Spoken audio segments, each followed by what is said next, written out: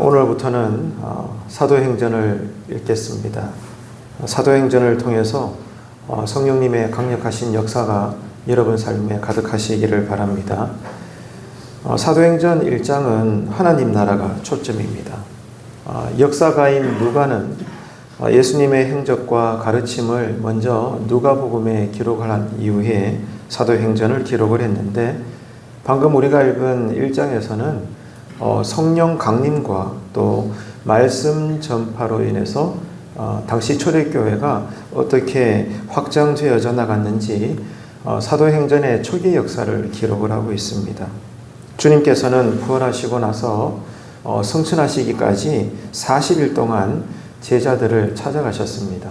제자들과 함께 하시면서 하나님 나라의 일을 말씀하시고 계속해서 가르치셨습니다. 이후에 40일째가 되던 날에 놀라운 말씀을 하십니다. 약속하신 성령을 받기까지 제자들은 절대로 예루살렘을 떠나지 말라고 예수님께서는 말씀을 하시죠. 이후에 제자들이 보는 가운데서 성천을 하십니다. 예수님께서 성천을 하신다는 것은 어떤 물리적인 우주의 한 어느 편으로 이동을 하는 그런 의미를 말씀하시는 것이 아닙니다. 우리가 알고 있듯이 온 우주의 크기는 우리의 상상을 초월합니다. 하지만 그럼에도 불구하고 이 우주라고 하는 것은 이미 우리가 창세기 때부터 죄를 지음으로 원죄가 들어오고 우리의 죄 때문에 모든 것이 타락을 했습니다. 온 우주가 모든 것이 다 하나님께서 지으신 것이 타락을 했습니다.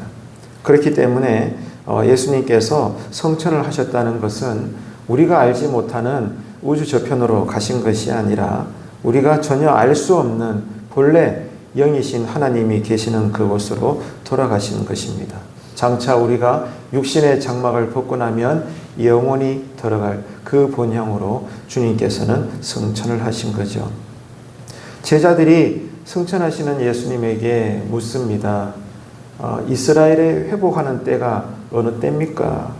지금입니까? 언제입니까? 제자들이 묻습니다. 이것은 제자들이 여전히 영적으로 무지한 상태에 있다는 것을 보여줍니다.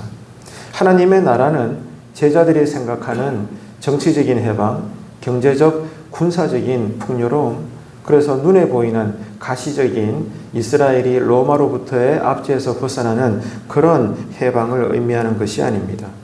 주님께서 그토록 가르치셨고 부활하신 이후에도 승천하시기까지 40일 내내 제자들을 찾아가시면서 제자들에게 말씀하시는 그 나라, 하나님의 나라는 바로 이것입니다. 십자가에서 죽으심과 부활이라는 이 방법으로 영적으로 임하는, 영으로 임하는 그 나라, 그 하나님의 나라를 말씀하시는 겁니다. 그런데 제자들은 이것을 깨닫지를 못하는 거죠. 그래서 오늘 본문 말씀에 보면 사도행전이 다 그렇습니다만은 이런 하나님의 나라를 깨닫고 배우기 위해서는 성령님의 역사가 강력히 필요하다는 것입니다. 모든 때와 기한은 오직 아버지 하나님께 속한 것입니다. 그 말은 우리가 알 수 없는 것입니다. 다시 말해서 우리가 알아야 할 내용이 아닙니다. 우리가 알아야 될 일은 기한이 아니라 주님의 명령처럼 성령이 임하시면 제자들이 권능을 받고 어떻게 해요? 땅끝까지 복음을 전하는 예수 부활의 증인으로 사는 일, 그 삶이 우리가 알아야 될 신앙의 내용이고 또 믿음의 삶의 모든 것들이라는 것입니다. 주님께서는 이 말씀을 하시고 승천하셨습니다. 승천은 부활하신 주님께서 이제 제자들에게는 더 이상은 몸으로 나타나지 않으신다는 것을 의미합니다. 하지만 다시 우리가 주님을 보게 될 날이 오는데 그 날이 언제입니까? 재림의 날입니다. 세상 끝날이 되는 거죠. 그래서 지금 우리가 대림절을 보내고 있는데 이 대림절 기간에 지금 신약 교회인 우리들의 소망은 바로 다시 오실 재림하실 예수 그리스도인 것입니다. 그 날을 준비하는 신앙으로서의 최상의 길은 하나밖에 없습니다. 우리가 성령으로 능력을 받는 것입니다. 성령의 권능을 받아서 왜 받습니까? 예수 그리스도가 하나님이시다. 하나님의 아들 예수 그리스도 부활의 증인으로 오늘 또 우리가 사는 것입니다. 날마다 사는 것입니다. 이것이 다시 오실 재림하실 예수 그리스도를 신약시대로 살아가는 우리가 여러분 그날을 준비하는 믿음의 삶인 것입니다. 제자들이 주님께서 성천하신 이 감난원에서 돌아와서 믿는 무리들과 함께 한 일은 주님의 명령대로 오직 기도하는 것이었습니다. 제자들은 마음을 같이해서 밤낮으로 온전히 기도의 힘을 쏟았습니다. 그들은 이것이 주님의 명령대로 또 아버지께서 약속하신 성령을 기다리는 것이라고 알고 믿었습니다. 결국 주님의 명령대로 말씀에 순종한 대로 저들의 믿음대로 저들이 기도한 대로 하나님의 때가 되었을 때 사도행전 2장에서 성령님의 강림하심을 체험하게 된 것이죠. 사람은 오늘 또 호흡을 할 수 있어야 됩니다. 호흡을 해야 오늘 또 우리가 사는 거죠. 신자에게 신앙의 호흡은 기도 체험입니다. 은혜를 체험하는 것입니다. 이것이 믿음의 호흡입니다. 늘 새벽 제단을 통해서 기도와 성령 체험이 있는 여러분의 신앙이 되시기를 축복합니다. 그래야 그리스도인답게 성령의 권능을 덧입어서 살 수 있는 것입니다. 제자들이 모여서 기도하던 중에 했던 또 하나 중요한 일이 오늘 본문에 기록되어 있는데 가룟 유다의 빈자리를 채우는 것이었습니다. 사도의 자리를 채울 수 있는 사람은 조건이 있습니다. 세례 요한의 때로부터 주님이 성천하실 그날까지 주님과 제자들과의 이 무리 속에 늘 함께 했던 자. 이것이 가룟 유다의 빈자리를 채울 수 있는 예수 제자의 직접적인 조건이 되는 것이었습니다.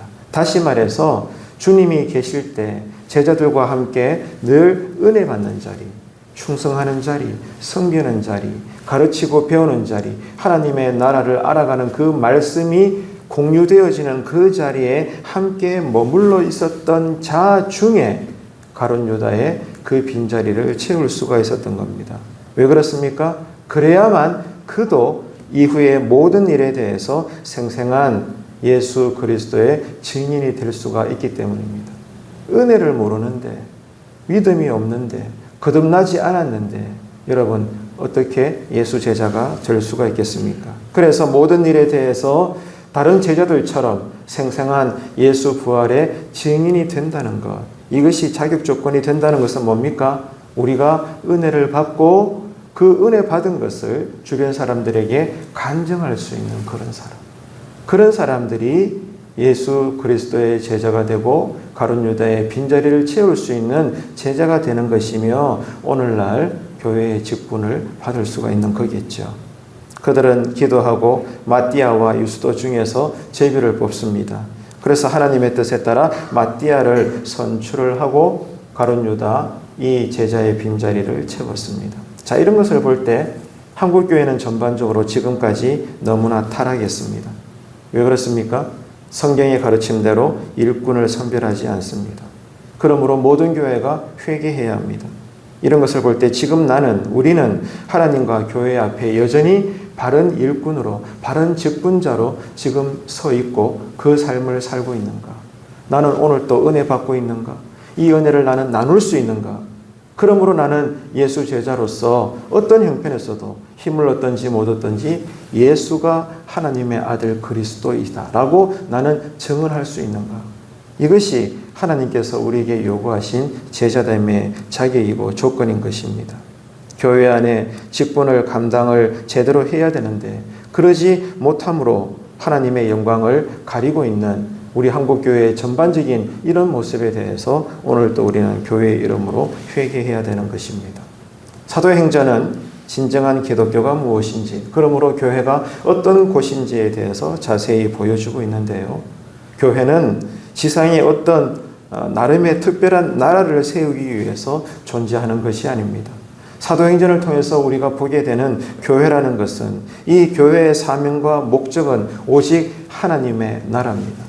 그 나라, 예수님께서 재림하실 때까지 이 하나님의 나라를 넓혀 나가고 확장해 나가고, 다시 말해 예수 그리스도가 우리를 구원하신 구원자이심을 모든 거리의 사람들에게 전하는 일, 그리고 그 삶을 나누며 살아내는 일, 그러므로 그 나라가 넓혀져가고 주님 오실 때 완성됨으로 마라나타 아멘 주 예수여 오시옵소서, 영광스러운 들림을 받을 수 있는 그 모든 삶의 역사가 오늘 또 교회가 존재하는 이유인 것입니다.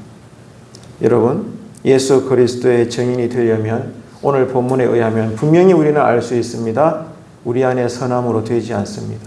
우리에게 있는 어떤 특별한 종교적 열심으로 그것이 가능하지 않습니다. 오직 성령입니다. 성령의 능력으로 우리는 예수 그리스도 안에 거하고 또 예수 그리스도를 증언할 수 있습니다. 그런데 어떻게 성령의 능력을 덧입을 수가 있습니까? 오늘 말씀에 보니까 분명히 나오죠. 이 성령의 기름 부으심, 성령의 권능, 성령의 능력을 힘입기 위해서는 주님께서는 성천하면서까지 명령하셨습니다. 힘써 모여 기도해라. 기도할 때 우리가 정말 교회의 이름으로, 성도의 이름으로, 주님의 이름으로 늘 힘써 모여서 제단에 함께 기도하며 주님을 바라볼 때 하나님께서는 때가 될 때마다 우리에게 성령을 한 마음으로 부어주신다는 겁니다. 오늘날 교회의 존재 목적과 순서가 뒤엉켜 있는 것은 아닌지 오늘 사도행전 1장을 읽으면서 우리는 성찰해야 되는 것입니다. 여전히 교회 안에 많은 사람들은 이렇습니다. 자신들의 힘으로 자신들의 신앙의 나라를 세우려고 합니다. 땅의 것들을 바라봅니다. 그 말은 자신의 교회가 양적으로 성장하고 거대해지기를 원합니다. 이것이 하나님의 뜻이라고 여깁니다. 그러나 그렇지 않습니다. 성경은 그렇게 말씀하지 않습니다. 주님은 그렇게 가르치신 바가 없습니다.